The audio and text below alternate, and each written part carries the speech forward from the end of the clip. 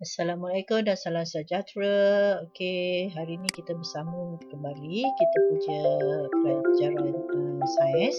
Okey, semalam saya dah terangkan kita dah habiskan subtopik 5.1. Okey, dan saya dah terangkan tentang komposisi air, tentang kesan benda asing bila kita letak dalam air, kesan air atau kaliti dan dapat gula. Juga saya dah terangkan tentang pengejapan. Jadi hari ini kita akan masuk 5.2 iaitu larutan dan kadar ketelarutan. Okey, jom. Jadi kita mulakan sekarang. Boleh bersedia dengan awak punya buku teks. Teks awak buka surat 106. Okey. Surat 106. So sama-sama kita rujuk surat 106. Subtopiknya adalah 5.2 larutan dan kadar ketelarutan. Jom kita mulakan. Okey, yang pertama kita tengok kepada zat terlarut, pelarut dan juga larutan. Apa maksud zat terlarut, pelarut dan larutan? Ada perbezaan dia Okey, zat terlarut apa dia? Zat terlarut adalah bahan yang boleh melarut di dalam cecair. Contoh zat terlarut contohnya macam garam, gula, sangkuit, sirap, itu adalah zat terlarut. Maksudnya apa? Bila kita masukkan ke dalam air, dia boleh larut. Itu zat terlarut. Yang kedua, istilah yang perlu awak tahu adalah pelarut. Apa maksud pelarut? Pelarut ialah cecair yang boleh melarutkan bahan. Contohnya apa? Contoh air tulen. Awak ambil gula, awak letak dalam air. Air tadi itu adalah pelarut. Sebab apa? Air tadi dia boleh melarutkan gula, boleh melarutkan zat terlarut. So itu adalah pelarut, cecair yang boleh melarutkan bahan. Dan apa dia larutan? Hasil campuran yang terbentuk apabila zat terlarut melarut di dalam pelarut. Contoh, zat terlarut gula. Pelarutnya apa? Air. Jadi, bila gula melarut di dalam air, menghasilkan larutan air gula. Jadi itu maksud hasil campuran yang terbentuk apabila zat terlarut melarut di dalam pelarut. Okey. Seterusnya kita tengok pelajaran ini. Ini yang saya kata tadi. Zat terlarut contohnya gula, gula, garam, sangkuit, apa lagi? Sirap, apa lagi? Kicap. Itu zat terlarut. Maksudnya yang zat terlarut tadi yang boleh melarut dalam pelarut. So air ni yang boleh melarutkan zat terlarut. Lepas tu bila kedua-dua zat terlarut dan pelarut tadi apa kata sebati, dia melarut, itu yang kita hasilnya adalah larutan. So paling mudah ni gula campur dengan air, so dapat air gula. Okey, seterusnya bila kita dah buat larutan tadi boleh terbagi kepada 3 keadaan, iaitu larutan cair, larutan pekat dan juga larutan tebu. Kita tengok satu persatu apa maksud larutan cair, larutan pekat dan juga larutan tebu. Okey. Kuantiti zat terlarut di dalam suatu larutan mempengaruhi kepekatan larutan tersebut. Kuantiti zat terlarut maksudnya gula tadi, contoh saya ambil paling mudah lah sebab benda macam gula ni, gula garam awak dapat bayangkan di depan mata. Awak dapat bayangkan Okey, kuantiti zat terlarut di dalam suatu larutan mempengaruhi kepekatan larutan tersebut. Contoh, kalau saya ambil gula. Kuantiti gula tadi, gula tu adalah zat terlarut. Kalau dia banyak, dia akan kita akan dapat kepekatan larutan yang berbeza. Gula sikit dapat macam mana, gula banyak dapat macam mana, gula yang terlampau banyak dapat larutan macam mana. Okey. So, perbandingan antara jenis larutan. Okey, larutan cair, kuantiti zat terlarut yang sedikit di dalam pelarut. Dia sikit je dalam pelarut. boleh melarutkan banyak lagi zat terlarut. Maksudnya bila kita letak dalam pelarut, okey, contoh dalam air, kita ambil gula, kita letak dalam air, kita letak sikit saja, lepas tu kita kacau-kacau, maksudnya kita boleh tambah lagi gula dalam tu sebab dia boleh melarutkan banyak lagi zat terlarut. Itu maksud larutan cair. Larutan pekat, kuantiti zat pelarut yang banyak di dalam pelarut. Contoh kalau larutan cair ni satu sudu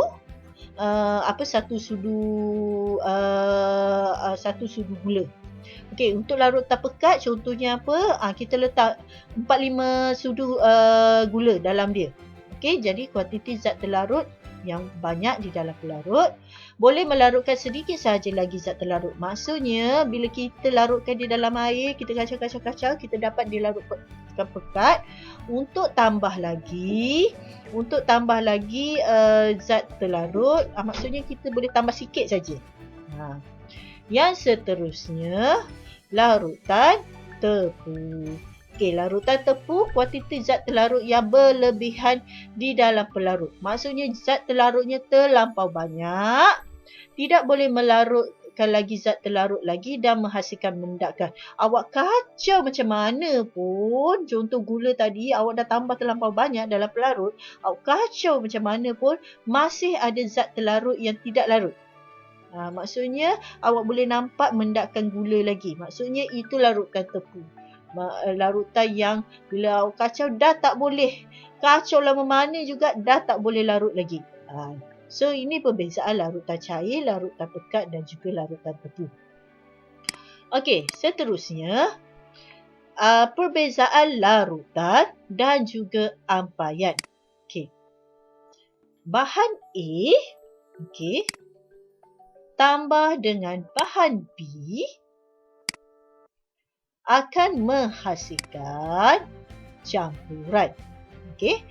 Contoh, okey, awak ada bahan A, contoh apa dia? Air. Contoh tambah bahan B, kodil jagung, akan menghasilkan campuran. Okey. Tapi campuran tadi, okey, terbahagi kepada dua jenis, iaitu larutan dan juga ampaian. Terbahagi ke dua jenis. Bila bahan A dengan bahan B bercampur, apa-apa bahan A, bahan B bercampur, akan menghasilkan campuran, satu larutan dan satu ampaian. Apa perbezaan larutan? Larutan ni adalah beza dia dengan ampaian? Larutan ni ialah campuran jernih. Zat terlarut larut dalam pelarut. Maksudnya zat terlarut bila kita masukkan dalam pelarut, dia larut. So dia akan menghasilkan larutan yang jernih. Ampaian, campuran keruh. Zat terlarut tidak larut dalam pelarut. Okey, zat terlarut tidak larut dalam pelarut. Contohnya, okey, kita ambil air daripada air tasik. Okey, ada pasir yang tidak larut dalam air tasik tadi. So ini kita panggil dia sebagai ampaian. Campuran air dan pasir yang kecil, pasir tadi tidak larut, itu adalah ampaian. So apa perbezaan larutan dan ampaian? Larutan, zat terlarut dia larut dalam pelarut. Ampaian, zat terlarut tidak larut dalam pelarut. Contoh kat sini dalam gambar ni, contoh yang saya bagi ni, pasir ni adalah zat terlarut, dia tak larut dalam pelarut, iaitu air tasik ni. Okey, so itu adalah ampaian. Okey. Seterusnya, larutan. Okey, terhasil apabila zat terlarut yang tersebar secara sekata di dalam pelarut. Ini ciri-ciri larutan. Okey. Sentiasa sekata dari segi warna dan rupa bentuk dalam semua bahagian. Contoh saya ambil paling mudah, awak cuba buat air sirap. Ambil sirap zat terlarut, air pelarut. Bila awak campur, awak godak-godak-godak, maksudnya awak dapat satu larutan yang sekata pada semua bahagian larutan. Maksudnya awak nampak merah je semua. Tak ada nampak ada yang berketul-ketul. Itu maksudnya larutan. Okey. Tidak meninggalkan sebarang sisa ketika dituraskan. Contoh awak ambil sirap tadi, kalau kita ada kertas turas ataupun paling mudah dekat rumah, awak boleh ambil penapis. Ambil penapis yang awak masak tu, awak turaskan, awak tapis, tak ada meninggalkan kesan. Itu ciri-ciri larutan. Dan satu lagi, bila larutan, lampu suluh ni dia boleh get through. Cahaya daripada lampu suluh dia boleh get through, okey, terpapar pada skrin putih. Dan ini yang saya bagi tahu tadi, kalau kita tapis, kita turas dia tak meninggalkan apa-apa sisa pada kertas turasan, sisa pada kertas turasan. Dia boleh lalu.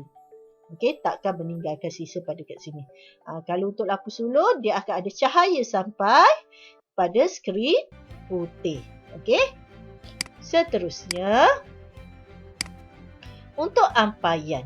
Ampayan apa ciri dia? Kelihatan keruh kerana terdapat zat pelarut yang tidak melarut di dalam pelarut. Dia nampak keruh. Sebab apa? Ada zat pelarut ni dia tak boleh larut dalam pelarut. Itu adalah ampayan. Dia tak larut. Contoh macam tadi, air tasik, ada pasir kat dalam tu, pasir tu tak boleh melarut.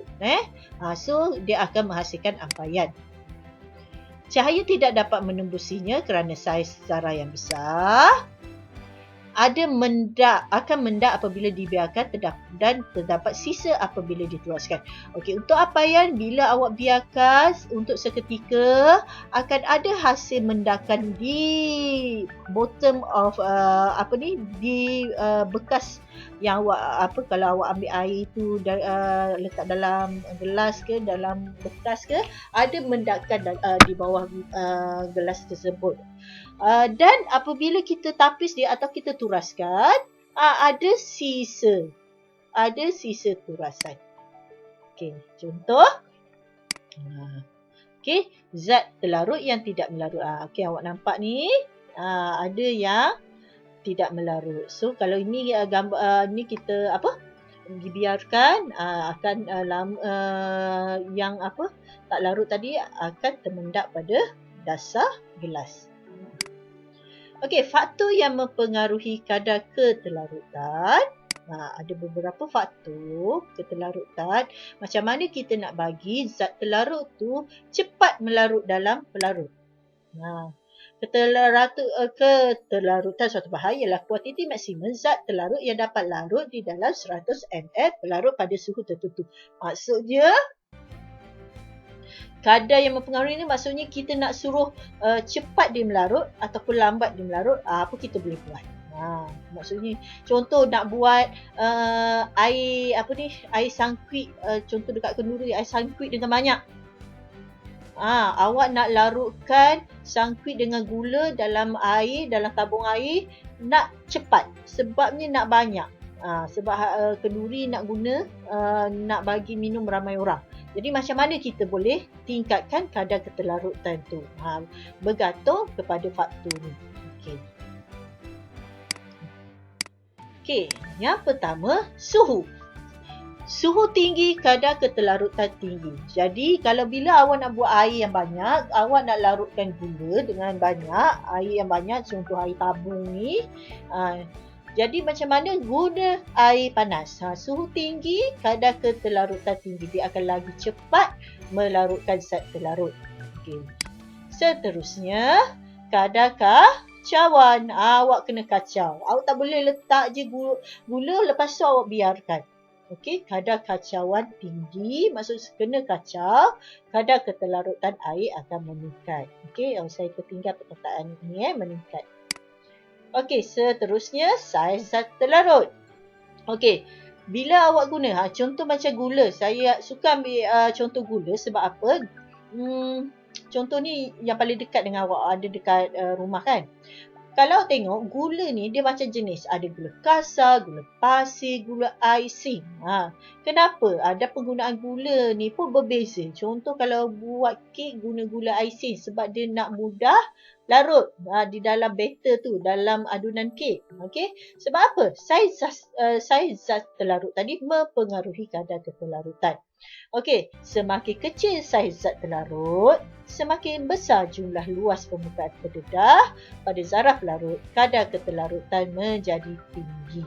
Okey, bila saiz dia makin kecil, makin mudah sesuatu zat terlarut tu dia nak larut dalam pelarut. Okey, yang seterusnya, ada satu lagi istilah yang awak perlu tahu, iaitu koloid. Apa dia koloid? Bahan A bercampur dengan bahan B sama dengan ataupun bahan C. Atau kita kata campuran dua atau lebih zat terlarut. Okey, ada dua atau lebih zat terlarut akan menghasilkan koloid. Koloid ni macam mana? Okey, bentuk macam mana? Bahan A, bahan B, bahan C ataupun apa jua campuran dua atau lebih zat terlarut, yang bentuk macam mana yang boleh menghasilkan koloid? Koloid ni apa dia? Koloid ni adalah campuran dua atau lebih zat terlarut yang tersebar secara sekata. Okey. Dia bercampur, tersebar secara tidak sekata. Lepas tu, tetapi tidak membentuk campuran yang jernih dan juga tidak menghasilkan mendakan. Dia macam tengah-tengah. Dia bercampur, tetapi dia tak hasilkan larutan jernih dan dia juga tidak menghasilkan mendakan. Sifatnya apa? Maksudnya, macam mana sifatnya tu? Terletak antara larutan dan ampaian. Dia terletak tengah-tengah. Dia tak jadi larutan, dia tak jadi ampaian, dia duduk tengah-tengah. Itu adalah koloid. Contohnya, contoh koloid. Ni bentuk dia. Kalau ini larutan jernih, ampaian dia ada mendakan, lama-lama dia ada mendakan sebab ada benda tak larut. Koloid ni dia bercampur secara sekata, tetapi dia tak bentuk larutan, dia tak bentuk ampaian. Itu adalah koloid. Dia bercampur, tapi nak kata dia jadi ampaian pun tak, nak kata dia jadi larutan pun tak. Contoh, susu campur air. Kenapa kita kata dia bukan larutan? Sebabnya kalau larutan mesti jernih, yang mana salah satunya cahaya mesti dapat get through. Cahaya mesti melalui larutan tersebut. Cahaya dapat melalui larutan tersebut. Sekarang ni koloid dia tak dapat lalu. Okey, cahaya tak tembus. Contoh lain, cat, ink. Ink apa? Ink printer. Dia bukan larutan, dia bukan ampaian. Sebab macam ink printer susu ni lama-lama kita biar tak ada mendakan. Sama juga dengan ink printer. Contoh lain, busa pengukur. Busa krim pencukur pun sama. Ini adalah koloid. Koloid maksudnya apa? Dia tak jernih. Kalau awak letak lampu suluh, dia tak lalu, cahaya tak lalu. Susu, mayonis, ini contoh koloid. Okey. Contoh perbezaan larutan ampaian dan koloid. Okey. Ini contoh larutan. Dia jernih, gula campur air. Jernih. Okey. Koloid, susu campur air. Spesi ni ampaian, pasir campur air. Okey. Ni larutan. Okey. Ni contoh dia. Kalau kita letak apa namanya? Lampu suluh, cahaya, punca cahaya. Ni dapat get through macam ni. Larutan, koloid, okey. Suspensi. Okey. Ini memang kalau koloid nak get through cahaya ni, dia akan kembang macam ni. Kalau larutan dia get through, dia boleh get through. Memang jelas. Tapi kalau kolot dia akan jadi tak jelas untuk ampaian terus tak jadi apa-apa. Okey. So saya dah terangkan. Yang seterusnya, saya dah terangkan tadi tentang 3 istilah tadi, larutan, koloid dan juga ampaian, dan air sebagai pelarut semesta. Apa maksud air sebagai pelarut semesta?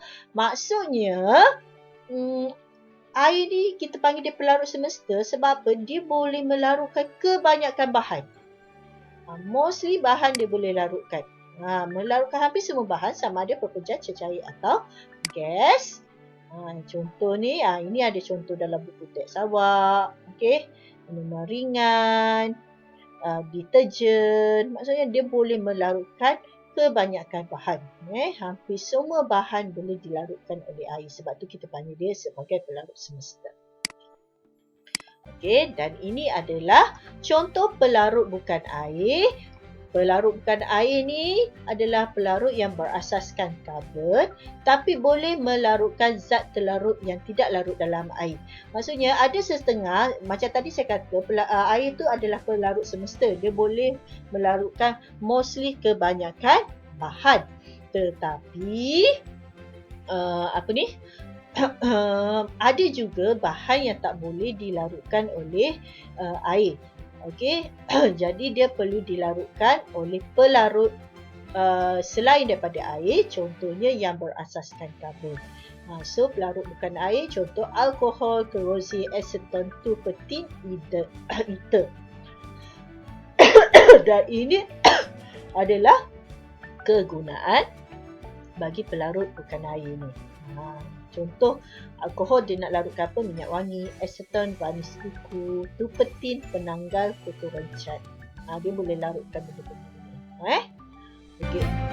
So, kita dah habis untuk subtopik larutan dan kadar keterlarutan. Kalau ada apa-apa masalah, boleh PM saya, boleh tanya saya secara personal. Dan hari ni kita ada tugasan. Okey, dah selesai tonton video saya ni. Ada satu lagi tugasan. Okey, sila tonton tugasan yang saya beri pada link. Okey, dan dengar arahan tugasan saya dengan teliti. Dan selesai, saya harap awak semua dapat menyelesaikan tugasan yang saya berikan. Okey, Assalamualaikum dan salam sejahtera. So, saya tunggu hasil tugasan anda. Terima kasih untuk hari ini. Okay, bye-bye.